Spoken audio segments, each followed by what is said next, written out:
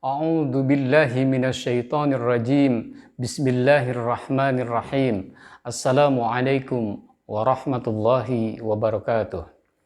Alhamdulillahirabbil alamin wa bihi nasta'in. Assalatu wassalamu ala sayyidina Muhammadin wa ala alihi wa ashabihi ajma'in wa ba'du. Apa kabar irsyadian semuanya? Mudah-mudahan semuanya selalu dalam limpahan keberkahan dari Allah Subhanahu wa taala pada bulan Ramadan ini. Tidak terasa sekarang kita sudah menginjak hari ke-7. Dan izinkan pada kesempatan ini saya membawakan sedikit ceramah singkat berkenaan dengan sirah nabawiyah, yaitu kisah sahabat Nabi Sallallahu Alaihi Wasallam, Hamzah bin Abdul Muttalib, pemimpin para syuhada. Pada suatu hari Hamzah bin Abdul Muttalib keluar dari rumahnya sambil membawa busur dan anak panah untuk berburu. Sejak muda, paman Rasulullah Shallallahu Alaihi Wasallam ini memang hobi dan gemar berburu binatang. Setelah hampir seharian menghabiskan waktunya di tempat perburuan tanpa mendapatkan hasil, ia pun beranjak pulang. Sebelum kembali ke rumahnya, ia lebih dulu mampir di Ka'bah untuk melakukan tawaf. Sebelum sampai di Ka'bah, seorang budak perempuan milik Abdullah bin Jud'an At-Taimi menghampirinya seraya berkata, "Hai Abu Umarah, andai saja tadi pagi kau melihat apa yang dialami oleh keponakanmu Muhammad bin Abdullah, niscaya kamu tidak akan membiarkannya. Ketahuilah bahwa Abu Jahal bin Hisham telah memaki dan menyakiti keponakanmu itu hingga akhirnya ia mengalami luka-luka di sekujur tubuhnya." Usai mendengarkan panjang lebar peristiwa yang dialami oleh keponakannya, Hamzah terdiam sambil menundukkan kepala sejenak. Ia kemudian membawa busur dan anak panahnya. Kemudian ia bergegas menuju Ka'bah berharap dapat bertemu Abu Jahal di sana. Sampai di Ka'bah, ia melihat Abu Jahal dan beberapa pembesar Quraisy sedang berbincang-bincang. Dengan tenang, Hamzah mendekati Abu Jahal, lalu dengan gerakan yang cepat ia lepaskan busur panahnya dan dihantamkan kepada kepala Abu Jahal berkali-kali sehingga ia jatuh tersungkur. Darah segar mengucur deras dari dahinya. "Mengapa kamu memaki dan mencederai Muhammad? Padahal aku telah menganut agamanya dan meyakini apa yang dikatakannya. Sekarang, coba ulangi kembali makian dan cercaanmu itu kepadaku jika kamu berani," bentak Hamzah kepada Abu Jahal. Dalam beberapa saat, orang-orang yang berada di sekitar Ka'bah lupa akan penghinaan yang baru saja menimpa pemimpin mereka Abu Jahal.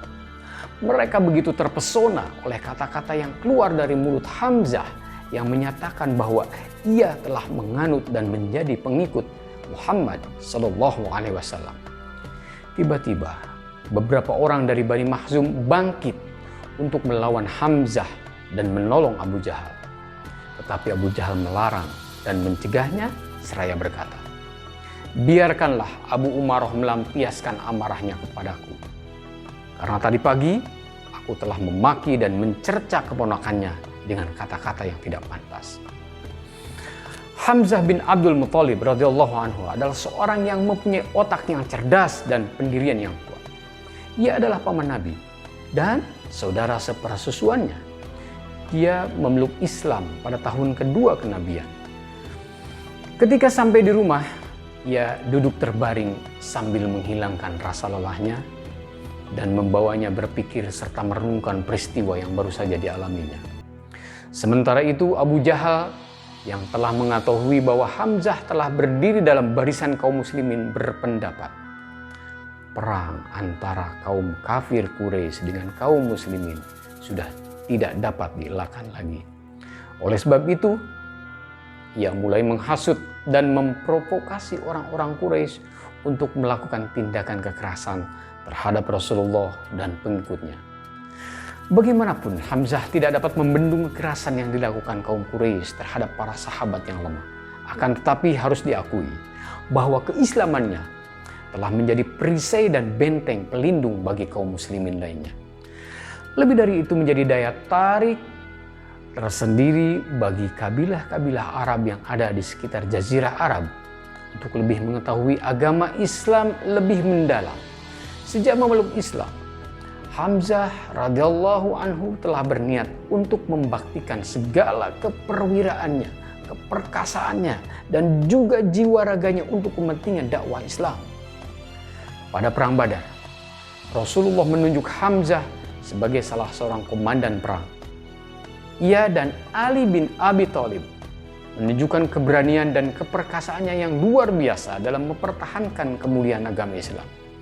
Akhirnya, kaum muslimin berhasil memenangkan perang tersebut secara gilang gemilang.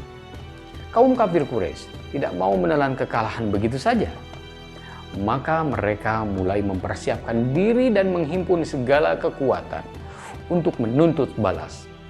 Akhirnya, tibalah saatnya perang Uhud, di mana kaum kafir Quraisy disertai beberapa kafilah Arab untuk bersekutu menghancurkan kaum muslimin. Sasaran utama perang itu adalah Rasulullah dan Hamzah bin Abdul Muthalib radhiyallahu anhu. Seorang budak bernama Wahsy bin Harb diperintahkan oleh Hindun binti Harb, istri Abu Sufyan bin Harb, untuk membunuh Hamzah. Wahsy dijanjikan akan dimerdekakan dan mendapat imbalan yang besar jika berhasil menunaikan tugasnya. Apa? Membunuh Hamzah bin Abdul Muthalib radhiyallahu anhu. Akhirnya setelah terus-menerus mengintai Hamzah, Wahsy melempar tombaknya dari belakang yang akhirnya mengenai pinggang bagian bawah Hamzah hingga tembus ke bagian muka di antara dua pahanya. Tak lama kemudian Hamzah wafat sebagai syahid. Usai sudah peperangan, Rasulullah dan para sahabatnya bersama-sama memeriksa jasad dan tubuh para syuhada yang gugur. Sejenak beliau berhenti, menyaksikan dan bisu seraya air mata menetes di kedua belah pipinya.